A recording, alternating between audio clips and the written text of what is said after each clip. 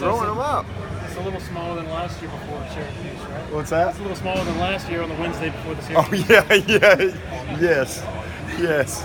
It was like, oh my gosh. What, something happened that week? Yeah. Gosh. We love drama, don't we? Yeah, we love drama. Unfortunately. Drama sells. It's so boring working man Wednesday today, you know. Nothing exciting. Nothing exciting. Except a fun 2-minute drill. That's it. Job, KJ. Nice. KJ had a sack today. Yeah, I was going to ask you about him. I don't know how many snaps he played, but He played. They were all about even. He was 20, probably 20 something. I'm just curious what How he played? Yeah. Oh, he's getting better. He's still making too many mistakes. You know, he gives away minuses. You know, again, but he's getting better. He's learning. He's playing fast. He's starting to play a little more physical. And but he can flat out rush that passer now. I mean, that's his gift. You know, that's his natural instinct. But he's learning how to be a complete player and not just an athlete running around. And so, you know, I would put he and Xavier in that same category as far as just really becoming complete players. And Xavier's definitely ahead. He's got way more experience. He's played more, and really took a big step forward last week. He graded very well, and but KJ's doing great, man. He's on his way. Seeing Xavier graded well on the opener. Xavier Thomas. Yeah, I was talking about Xavier Kelly. Oh, Xavier Kelly did. Yeah, he played probably maybe his best game in the opener. Played really well. I mean, still same thing. Still a guy that just needs a lot of reps and didn't really have much opportunity the other day, especially with kind of how we were playing those guys. But he's done well.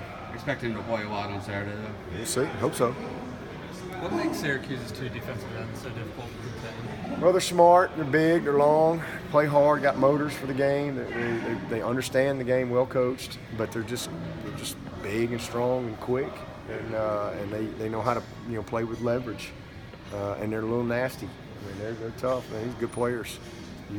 They gave us all we wanted last year. Our tackles are in for a full day's work with these two guys. Be a good matchup. Speaking of X, is the morale? Hey, Jordan. Is the morale of your team this week just night and day compared to what it was last year to those guys after the just emotionally yeah, I week? mean, our morale was good. Nothing was wrong with our morale. We just were dealing with trauma, and nobody likes that when you're football's a game of routine and structure, and I don't think anybody likes to have to deal with stuff like that. But that's our team handled it well, and we had a good week of practice.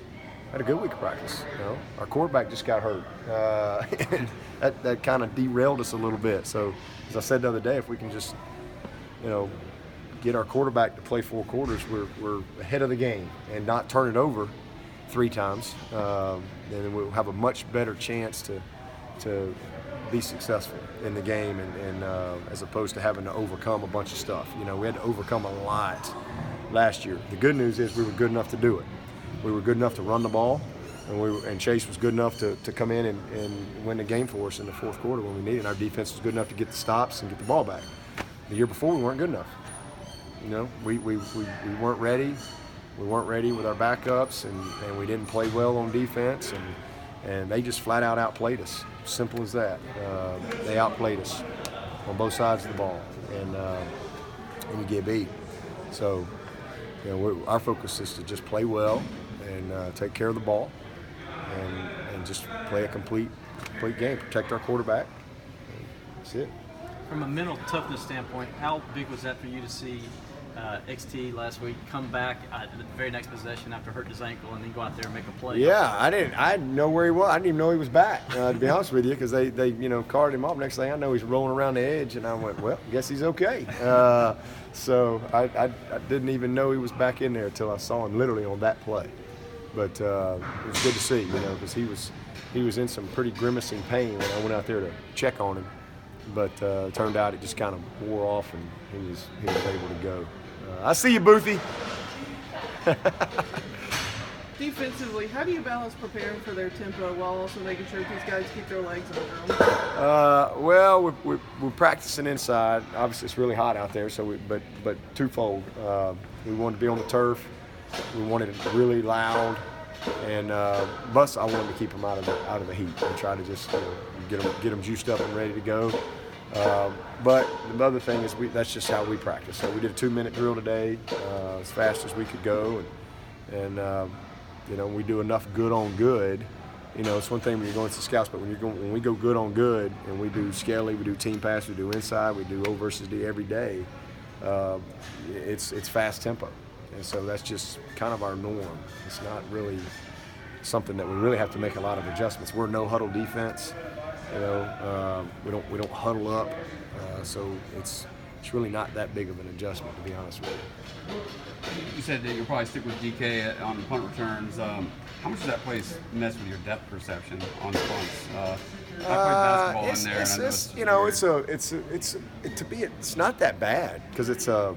If I remember correctly, it's kind of a clear roof, like a white or yellowish white roof. So you actually can see the ball pretty good. It's not, but it is different because there's just obviously you're looking at more stuff. But again, we practice in the indoor all the time, catch punts in there all the time. We had specialty today before practice, so just making sure we get enough work in there where you have, you don't have the blue sky or the black sky. You're looking at stuff and finding the ball. So we're fortunate, because we do have the indoor, so we can get a practice, can simulate that. A lot of people don't have an indoor, and so it's hard to simulate that structure. You said you were going to have it ridiculously loud this week. How was Tuesday and Wednesday? How the offense executed it? Today much better. Yesterday was the first day to really crank it up, and we were just average, but it was the first day. We got into kind of getting our plan going and all this and that, and working our cadence the way we want to work it. And then today was much better. It was much better. And then again, we did a little good 2-minute drill against our people. Did a full speed team pass, third down against our defense. So it was good. They managed it well, and they're excited to go and execute. Gage Cervenka's prowess in the weight room. You think he's Paul Bunyan to hear Sean Pollard talk about him? Does Coach Batson, do you witness him a lot firsthand in the weight room, and does Coach Batson talk about it? Oh yeah. Well, I mean, if Paul Bunyan was a real character, he'd be, or they were going to make a movie, he'd be the guy I'd pick. Maybe he needs to be a little taller. I don't know. But no, he is a powerful. I mean, he's as powerful a human being I've ever been around. I mean, it's unbelievable. And he's just training as a football player. I mean, if he trained as like what do you call it, power? I guess a power lifter, like a competitive power lifter, he could do it. I mean, he is unbelievably strong, and then the fact that that was a 4-time state wrestling champ. He just, when he gets his hands on you, you just can't move him, and it's hard to resist him. I mean, he is explosive. You can't move that type of weight without having explosive, hips and just ankles and knees and just all your explosive areas. I mean, he's blessed, but he's worked really hard. But he did come in here strong, and then Coach B is just, it's like a kid in a candy store when he gets a guy like that just loves it. I mean, he's a meathead in the weight room, loves it every day. So he has to kind of back him off. We let him go to a certain point, and we go, okay, that's good for a football player. He wants to do something more after that, and so be it. But he's as good as we've ever had in the history of Clemson, and I'm sure it's somewhere on these walls. I think he's all up there. He's got all kind of records. You ask the guy who's the strongest guy on the team, there's no hesitation. It'll be very quick answer. What are you looking forward to the most about taking your first trip and going to Syracuse, especially up north? I'm just excited to go on the road. Obviously, love playing at home. It's a simpler, Friday for us and things like that. And obviously after the game, post game, I'm not looking forward to getting home at 5:30 a.m. Sunday morning. I'm definitely not looking forward to that. But it's just fun to go on the road. I mean, I just think it's something exciting about. At home you got all your team, everybody's on the sideline, and now you can only take 72 guys, and and everybody's against you, and it's just something fun about that. I mean, as a competitor, you love it.